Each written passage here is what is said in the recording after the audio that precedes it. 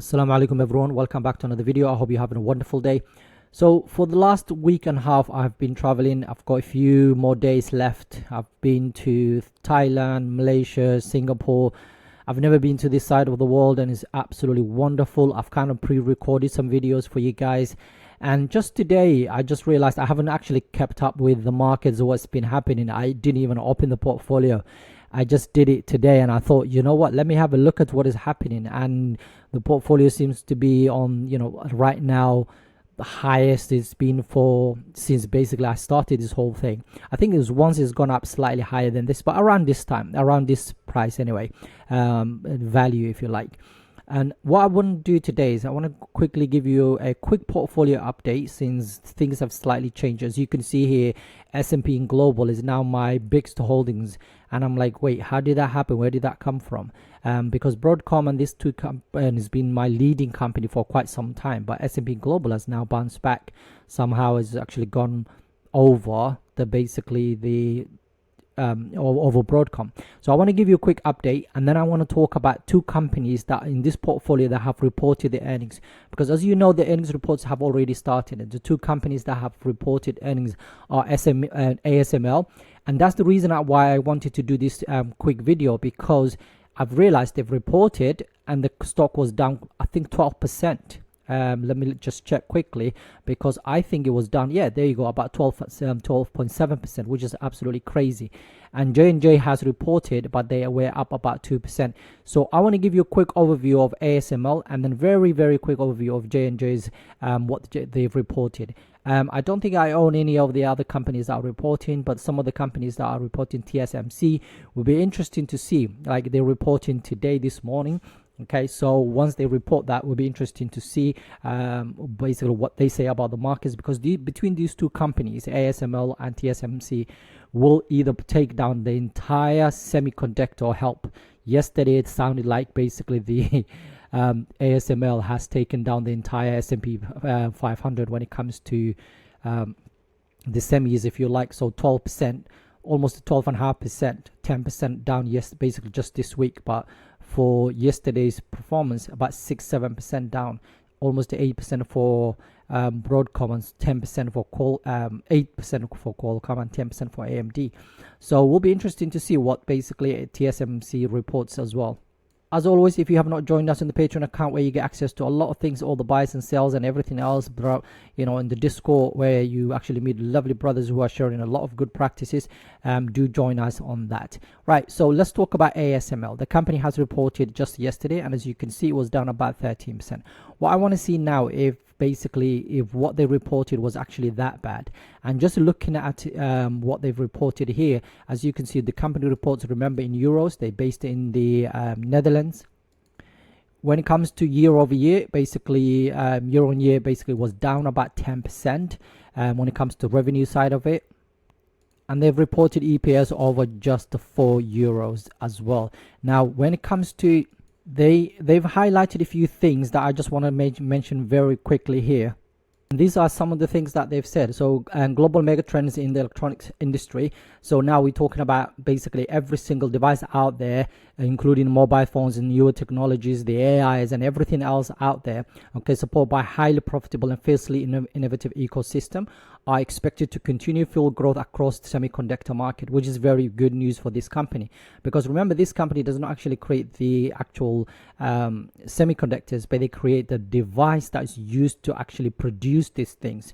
Okay, it says the growth in semiconductors end markets and increasing lithography intensity are driving demand for our products and services, which is quite basically important for this company, of course. And in here they talked about the fact that they modeled an opportunity to reach an annual revenue in 2025 between approximately 30 billion euros and 40 billion euros, basically with a gross margin between approximately 54% to 56%, and in 2030 an annual revenue between approximately 44 billion euros okay, and between 44 and 60 billion, which is absolutely huge, from 30 to 40 to now 44 to 60 billion dollars, with a gross margin between approximately 56 and 60%. Now, of course, they will say these kind of things, but you also have to know if they currently, if they can actually support some of these claims, and it looks like the company can do that. And looking at some of their margins right now, gross margin, so this is basically what they've reported, just the quick Q2 results summary. So the total net sales of 6.2 billion and net system sales of 4.8 billion basically euros, and install base management sales of 1.5 billion. So that's gross margin right now of 51.5 billion and operating margins of 29%.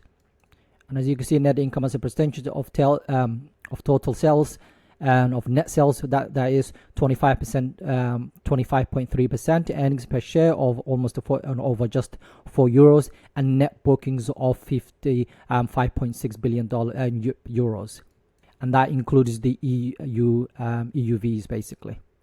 I was looking at there's a lot of things going on here, but the bit that was interesting is actually this part here, the China situation. Okay, so the regional bit, okay, so this is net system sales breakdown. The China bit is actually quite interesting. It's almost a 50% in that, basically in this region China is actually buying this. Now if Trump gets elected, he might change these things. They are right now talking about a lot of things, so just watch this space. If Trump becomes the president of the United States, things might slightly change for these companies, because he's probably will put more pressure on the European unions as well as the China. So we'll see what happens with that situation. That's kind of ongoing things. But there is a lot of information to be shared, but this is the slide that I wanted to share with you guys, and the bit that I'm genuinely interested, because remember, what happens one quarter does not basically tell us the full story, and I will show you exactly what the company said for what they will expected by the end of the year. Quarterly they might go up or down, but what's important is by the end of that year, is that company going to be okay. And when it comes to shareholder basically value side of things, okay, we're looking at basically they are increasing, they are paying that dividend, okay, and continue to pay that dividend. They're actually buying back their own shares as well, which is really important, because in Q2 basically we purchased this, they said 106,000 shares for total of basically almost 96 million. So they're buying back their own shares. They are paying that dividend, which is absolutely amazing. And as you can see, this is the dividend paid, and this is the share buyback. So between those two, they're actually giving you more of the business. Basically, you own more of that business, because your one share is now basically worth more, if you like. And this is the bit that I want to share. You can pause the video and have a look at it, but look at this here. They said our outlook for the full year 2024 remains unchanged. So what they've basically said at the beginning of the year is still ongoing, that we might have had a drop in basically in revenue side of things for this quarter. Okay, and as you can see here, just to kind of give you the graph, we're talking about this 9% year over year down basically, and they're saying, of course, this might happen now, but overall they're expecting nothing to change based on what they've said initially. And this is the important part for me. I don't really care exactly what is happening. So the year over year part, year on year part, is actually not really that important to me, the quarterly, sorry, but what's important is basically the year on year, that kind of results that we want to see, because you want to see basically a company that's increasing that revenue every single year moving forward. And new lithography systems sold for this quarter was 89, and the last one was 66, so that's increasing, which is absolutely amazing. And that has increased to 36%, so that increase is about 34%, almost 35%, but that's down about 16.5% basically based on what they've reported, basically still down what they've reported in Q3 and Q4 of basically 2023. And then used ones, they've sold about 11 of them, and that was up basically both quarter on quarter and as well as the year on year. So overall, the company is absolutely on track based on what they've said they're going to do. Now, let's have a look at what these analysts are expecting from the business moving forward. And I just want to see if some some of these things has changed. So 2024, they still expecting the company to make a decline in terms of EPS about 4%, but the year after that is 56, bouncing back about 56% in 2025, and then 2026 is kind of basically stabilizes about 16%, and then 24% after that, and then 16% after that, and so on. And then when it comes to revenue, almost a flat this year, but the next year is about 31% up, and then almost 10%, 17%. Now, one of the things that you need to remember about this company is and a lot of their newer technologies, remember their actual products, of course, is about 100 billion to 400 billion, right? Million, sorry. Imagine billions. 1 million to 400 million. And Intel is now actually putting orders for the 4 million, for basically 400 million ones, basically buying those products, because they putting there together their own factory, and for that reason they're buying these products. So there is still demand for the products for this company, as well as of course what's happening with the AI side of things. TSMC and Samsung which are the companies that produce those chips, will still buy their product. So the used ones are being bought, the new ones they're actually been also shipped. So I don't have anything to worry about from this business moving forward. And let's see if the analysts is now kind of changed their mind, especially Wall Street. So you can see now we've got 25 strong buys, we've got 5 buys, 8 holds, and 1 strong sell, and the price target is 26% upside from where we are, is $1,171 per share. That's where they expect the company to be basically in the next year or so. So it's interesting business, and like I always said to you, is one of those companies that they've reported a lot of information, by the way. If you're interested, just have a look at that. This is the bit I was talking about, the dividends, buybacks, and so on. They've got basically the transcript. Okay, so they said here we are currently seeing a strong development in AI, driving most of the industry recovery and growth ahead of other market segments. Based on the discussions with our customers and supported by our strong backlog, we currently expect 2025 to be a strong year, driven by that's why we're seeing a huge upside. Okay, 2025, this is exactly what we're seeing here. So this expectation of 2025, that 56% EPS growth, as well as 31% in terms of revenue, comes from basically what the company is kind of predicting moving forward. So it's a great business. Genuinely, I have nothing to worry about, and it looks like right now there's a lot of basic analysts that are saying it's a buy. Let's have a look at this Morningstar. And as you can see here, there's 3 stars right now, which means it's fairly valued right now. There you go. And they expected the price to be $900 and basically $90 per share. So just closer to 1,000 right now. It is closer to that, so it's actually because of that, it's actually helped back and bring it back down to fair value. And the company, of course, has a wide economic mode. One more thing on trailing returns. If you look at this, okay, over the last whatever years, basically ASML, as you can see, last 10 years they return about 27% to shareholders, which is absolutely amazing. Now if we go to charting, for example, and let's see in terms of S&P 500 how the company actually is done and against the S&P 500. So we're just going to compare these two, and one of the things that I want to compare with this is the total returns. I want to see the total returns for the company for the last 5 years. And as you can see here, ASML has basically returned to shareholders about 347%, whereas the S&P 500 is about 85%. And the last 10 years, 1,281% in comparison to 186. Sorry. So there you go. So this is absolutely wonderful business, but right now, as you see, it seems basically it's undervalued and fairly valued according to Morningstar. According to basically Seeking Alpha analyst, they are actually saying is very basically almost a strong buy.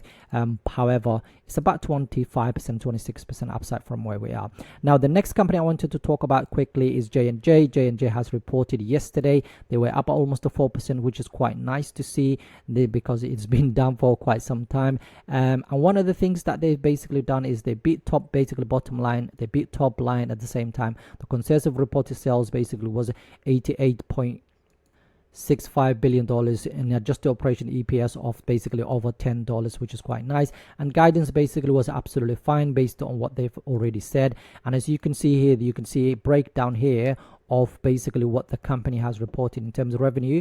So you can see it was beat for both, and just because of that, and the guidance basically is the slightly lower in terms of revenue moving forward. So the consensus is basically 88.65 the company said it's about 88 to 88.40. So not much of a difference, to be honest with you, and for that reason it's actually gone up. And again, you can see the innovative medical worldwide operation sales, excluding COVID, was about 8% year on year. And when it comes to medtech worldwide operation sales, grew basically for over 4%. So which is absolutely fine, and this is what I expected from this type of business anyway. And if you just look at those two things that I've just mentioned, if I can go back to the top here, you can see the innovative medical is basically about 7% quarterly, and then about 5.5% in terms of year on year, and medical is about almost 8%, and then year on year about 1.8 to 2.2. So nothing actually basically to worry about in terms of this company. They've done absolutely amazing. They're going to continue doing this, and this is what I expected from this company anyway. Let's have a look in terms of expectations moving forward. I'm not sure how many analysts actually had to change their valuations and so on, but you can see 7 strong buys, 5 buys, 11 holds, and it's about 10% upside from over $171 per share moving forward. And in terms of expectations, let's have a look at their so this year almost a flat, and then next year about 7%, 5% after that. And in terms of revenue, 4%, 5%, which is what you expect from this type of business anyway. So that's what I wanted to share with you guys. I hope you're enjoying this type of content. Sorry if it's just kind of last minute thing I wanted to go over. And as you can see, basically the overall portfolio is doing well. Now let me just quickly show you before I finish. Okay, as you can see here, S&P Global is now over £6,000, so we're up about 33%, which is absolutely huge if you think about it. And I'm not sure, but let me just check how much is up for the 1 week. So about 7%, and for the 1 month is about 15%. Wow. And for the last 3 months is up about almost 1%. So the company has done absolutely really great job in the last few weeks. And also because Broadcom was down quite a bit yesterday, that makes sense. All right, so that makes sense now. But overall portfolio, I have not actually bought anything this week, so inshallah I will be buying before tomorrow, Friday. I will be buying a couple of more shares of one of the companies that are still undervalued. But as you can see here, right now we're up about 13%, over 13%, which is nice. 107 to basically £1,000. So inshallah we'll continue to share my journey with you guys. I hope you're enjoying this this type of content. Have a wonderful day. Assalamu Alaikum.